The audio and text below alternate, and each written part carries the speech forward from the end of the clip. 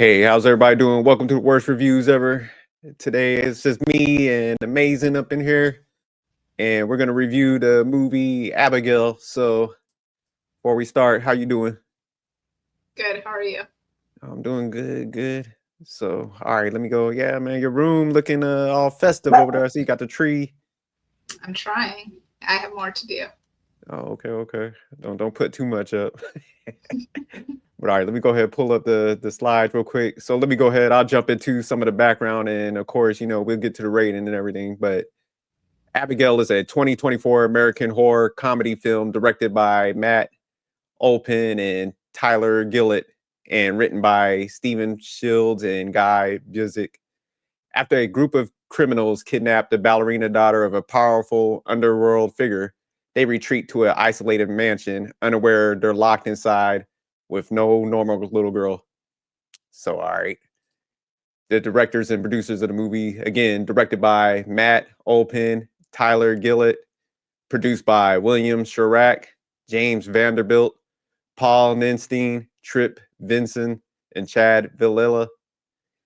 So the cast for this movie is Melissa Barrera as Joey, Dan Stevens as Frank, Elisa Weir as Abigail, Will Catlett as Rickles, Catherine Newton as Sammy, Kevin Durant as Peter, Angus Cloud as Dean, and Giancarlo as Lambert, and Matthew Good as father, Christophe Lazar.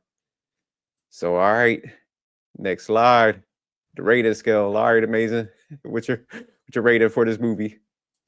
I'm giving it an excellent 8. An 8? Yes, I liked it. You wilding on this one. I'm gonna give it a 6.8. So, all right, go ahead. Let me know why you gave it a 8. Excellent rating for this one.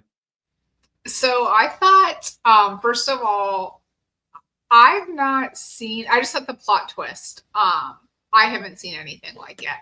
So I really liked that a lot, and I also liked that it literally made me laugh throughout like the whole thing. Like I thought there was several just amusing pieces of it. I would recommend it to people. What did I think about the plot and storyline? Again, I if I hadn't seen the trailer or even um the picture or whatever for the movie, you literally could have watched that whole thing. I thought the little girl's character, she did such a great job of acting. Unless, I just felt like you would have never known that she actually was the vampire. Because she just played off being so distraught and scared in the beginning so well. Um, and I just thought everything went together very well. So I like the way they gave like little bits and pieces of the background. And then when Abigail was telling them why she decided on them, there was kind of that drama within her family. So the relationship between her and her father, she's trying to impress him by kind of offing these people that have done him dirty one way or the other. But all the while, she's also having fun in her own way, just because she's a vampire. So this is a way for her to also kind of just have a good time. What scenes or actress's performance stuck out? I thought everybody did a good job. I thought all of the characters, I thought they had really good chemistry. I thought that all of them just meshed super well together. Like I said, I definitely think the little girl did an excellent job. I think she probably did one of the best performances I've seen in a long time. Um, do you want me to do the last one as well? What would I change or wait Yeah. on? No, go ahead. So, what I would change is, this is a huge spoiler alert. At the very end of the movie, Joey is the only one who ends up surviving. And the little girl is in desperate need of a parent attention. So what I would have changed is that, or I also think this will be an excellent if they do a sequel to this idea, that Joey becomes like the mother figure to Abigail, and then she's also the mother to her son. That they rebuild that connection, and they move into that big castle and live as a family. You don't turn this shit into a love story. But all right, I'll go ahead and do my breakdown. So I gave it a 6.8. And the reason I gave that a good rating, I thought it was a good movie. So I would recommend this to people.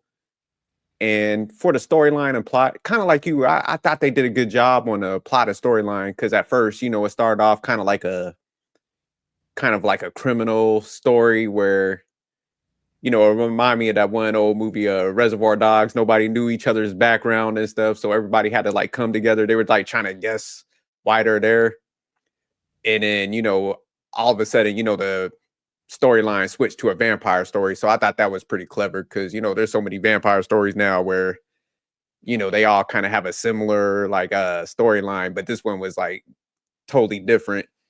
What some of the parts of the storyline and it kind of ties into like the scenes that stuck out was in the beginning when he's like, "Hey, give me y'all phones." I'm like, man, these people are like professional criminals. Like, man, you telling me you ain't got like a backup phone on you or something? So, they were kind of dumb on some parts. You're like, damn. But overall, I did like the storyline, how it played out, like how the girl was like, kind of calling all the shots, and the level of like planning that she did, to get everybody, into as far as hiring them and bringing them into the story and stuff, and how deep like she was like following these people that, like you said, like did the family dirty and stuff like that. And I'll say one of the scenes that kind of stuck out to me was the one where they're trying to figure out what's going on and stuff. So they're in the room, and all of a sudden she's like slipping off the cuffs. They're like, oh. Then she jumps on the big guy. So I thought that was a good scene. And the other scene that kind of stuck out also was the one where Frank turned into a vampire. It was like giving him that work. So yeah, I thought those were two of the best scenes that kind of stuck out to me. So one of the twists I wish they would have done in the movie, to kind of, like you said, if they wanted to do like a second part, I think they should have left the one guy, Lambert, or either Frank, alive, like let him escape or something. Since they were vampires, and they could have been like the antagonist in the second film, because killing them both off, like you said, and then she just driving off, it kind of, you could do something else, but it would be kind of hard and stuff. So I think they should have definitely left Frank like escape, and he's like attacking the family or something, because he was kind of a badass towards the end. So I think that would have been a nice little touch to everything. But all right, so I heard your breakdown, you heard mine. So would you change your rating? You gonna stay at an 8, or you gonna drop down, go up? I'm gonna stay at an 8. And I do want to add one quick scene really quick, just because I just felt like this scene was super funny too. Is when you started talking about Frank, when Joey was kind of pretending that Frank had mind control over her, and then they kind of trick Frank, and that's when Abigail is able to kind of take him down, and she was like, basically, "You idiot, you don't get to do the cool, you don't learn like the cool stuff until like years later or something." I just thought that was so funny, because they were all kind of like right in alignment with each other. But again, I just thought there was like so many super funny parts to the movie, but it like wasn't corny. Like, I didn't think it was corny. I didn't think it took away from the storyline. So even thinking about all those funny moments that I got good chuckles out of, I'm gonna go to 8.2 now. Thank you for bringing those up. Yeah, I remember I saw you watching it, because we actually watched this one on the flight to Vegas, and I saw you chuckling. I was like, all right, I gotta watch it.